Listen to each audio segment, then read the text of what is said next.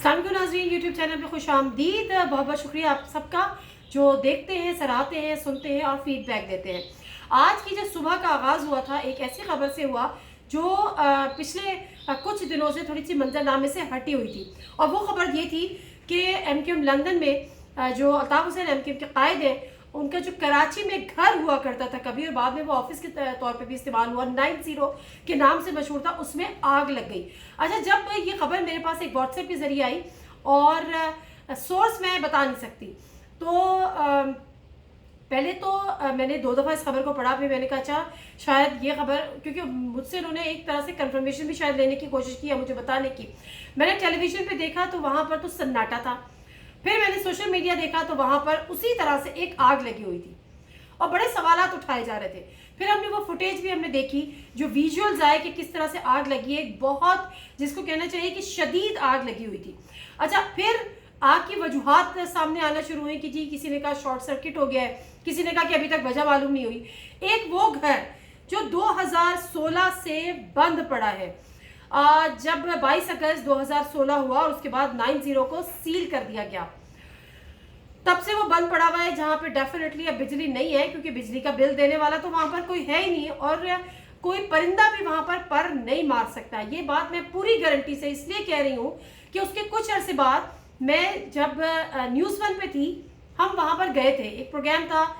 جنا گراؤنڈ ہمیں جانا تھا، تو ہم نے کہا ذرا وہاں کا بھی احوال لیتے ہیں۔ تو وہاں پر اس وقت بھی رینجرز کی اچھی خاصی نفری وہاں پہ تعینات تھی، ایون دو ہمیں اس گھر کے قریب 90 کے قریب جانا تو درکنار، وہاں قریب و جوار میں بھی ہمیں پروگرام ریکارڈ کرنے کی یا کیمرہ آن کرنے کی اجازت نہیں ملی۔ پھر ہم نے کچھ اپنے ذرائع کھٹکھٹائے اور کہیں نہ کہیں سے ہم نے اجازت لی، اور پھر ہم نے وہاں پہ پروگرام کیا۔ تو صرف بتانے کا مقصد یہ ہے کہ اس میں کوئی شک نہیں ہے کہ جو کچھ ایم کیو ایم نے کراچی کا حال کیا ہوا تھا،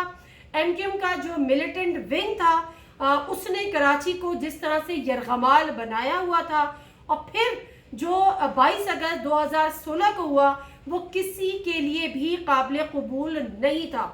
صرف اس ہسٹری کو بتانا اس لیے ضروری ہے کہ ایک ایسا گھر جو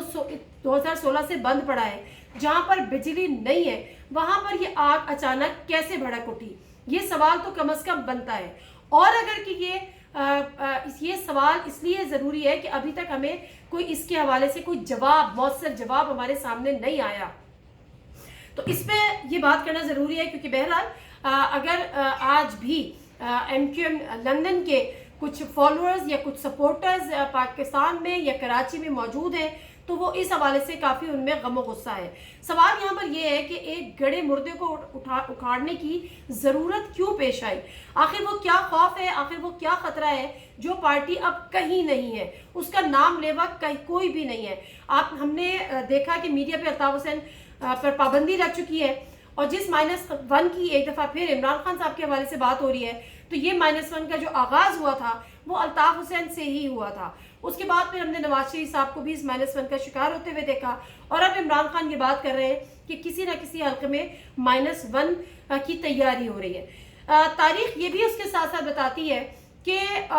یہ جو قوتیں جن کو بنا دیا جاتا ہے، مزور کر دیا جاتا ہے،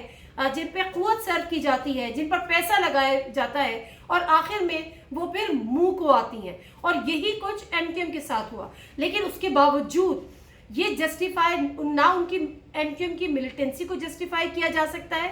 اور نہ ہی اچانک بھڑک جانے والی آگ کو جسٹیفائی کیا جا سکتا ہے۔ کراچی میں جو میرے اپنے سورسز تھے، ان سے بھی میں نے جاننے کی کوشش کی اور آگ لگنے کی وجہ معلوم کرنے کی کوشش کی، تو مجھے کسی نے ہمت نہیں کی کہ اس کا کوئی جواب دیں۔ ہاں، البتہ ایک صاحب نے یہ ضرور کہا کہ آپ بہت معصومانہ سوال کر رہی ہیں، تو میں نے ان سے پھر مزید کو جاننے کی کوشش کی، تو انہوں نے کہا ہو سکتا ہے پالیسی میٹر ہو، لیکن ہمیں اس حوالے سے نہیں پتا۔ اب دوبارہ اگر میں اس آگ پر واپس آ جاؤں، اس حد تک وہ آگ نے نقصان پہنچایا ہے کہ اب یہ کہا جا رہا ہے کہ وہ عمارت اس حد تک مخدوش ہو چکی ہے۔ بیسیکلی وہ عمارت بھی کیا تھی، وہ تو ایک 120 گز کا، یعنی جس کو ہم یہاں پر 5 مرلہ پکارتے ہیں، تو 5 مرلے کا وہ ایک گھر تھا۔ اچھا، جو تمام پولیٹیکل ایکٹیویٹیز تھی وہ بھی وہاں پر نہیں ہوتی تھی۔ اب سے مراد 2016 سے پہلے بھی اس کی بیک سائڈ پہ خورشید بیگم मेमोरियल ट्रस्ट टाइप की कोई जगह थी वो खोल दी गई थी, जहाँ पे पूरा जो 9-0 का जो ऑफिस था वो उठ के वहाँ पर शिफ्ट हो गया था, सारी पॉलिटिकल एक्टिविटीज़ वहाँ पर हो गई थी। तो ये तो बस एक उन्होंने एक अलामत के तौर पर एक रखा हुआ था। लेकिन बहरहाल जो भी हुआ,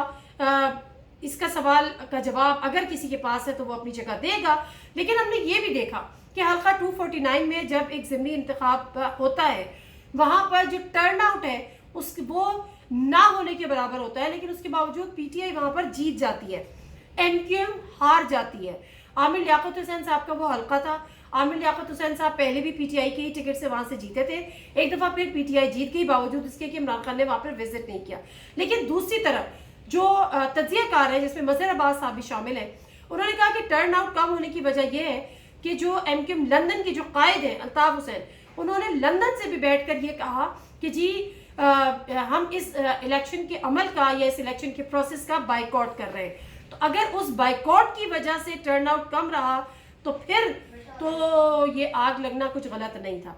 कराची की सियासत पे अगर हम थोड़ी सी आखिर में जिक्र करना चाहूँगी, क्योंकि पहले कराची की सियासत बड़ी डिस्कस होती थी, आजकल कराची की सियासत डिस्कस नहीं होती क्योंकि पंजाब और वफाक में इस वक्त तमाम मामला बड़े गर्मा गर्म चल रहे हैं। एक ज़माना था कि एमक्यूएम का तूती बोला करता था और एमक्यूएम के बगैर वहाँ पे पत्ता भी नहीं हिलता था। फिर एक वक्त हमने देखा कि पीटीआई ने वहाँ पर एक जलसा किया, उस वक्त जलसा किया जब कराची शहर में कोई और इतने बड़े जलसे का सोच भी नहीं सकता था। मैं बात कर रही हूँ 31 दिसंबर 2016 की,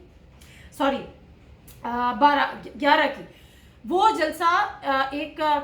जिसको कहना चाहिए कि संगे मील साबित हुआ, संगे बुनियाद साबित हुआ, और उसके बाद हमने अपने हाथों से एमक्यूएम से कराची निकलता हुआ, फिसलता हुआ पीटीआई के हाथ में जाते देखा। आज